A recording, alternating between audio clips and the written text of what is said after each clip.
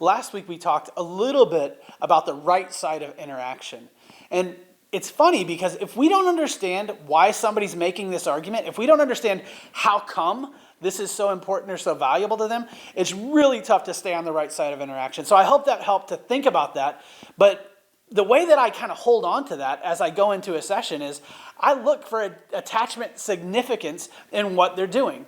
A lot of times you see these contraindicators or these things that show up kind of prior to the deeper EFT work as something that doesn't make sense. But if we can see an addiction, or if we can see maybe an agenda as having another attachment significance, that really helps. When we can kind of connect those behaviors, the action steps or the things that each couple sees to their motivation or to their kind of longings and desires, it kind of helps them make sense of it. It kind of helps them go, oh, okay, I'm doing that thing because I don't know what to do about this longing. I don't know what to do with that longing.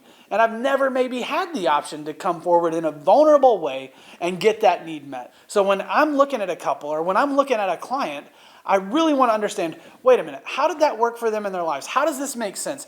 How are they getting, what attachment needs is this unhealthy or unproductive in therapy thing they're doing?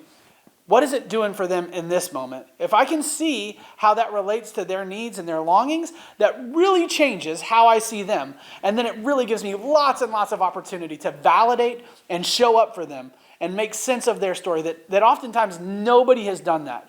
So that's what I think about this week. That's what I'm going to be looking for this week is these behaviors that we often talk about that can really kind of take us all kinds of places in therapy. Why is it happening? Can I attach it to the relational component? If I can do that, that allows my couple to see the behavior and then make it relational. So this week, take a look at that. Man, we get better together, you guys. Look at that in your sessions. Look at that in your work.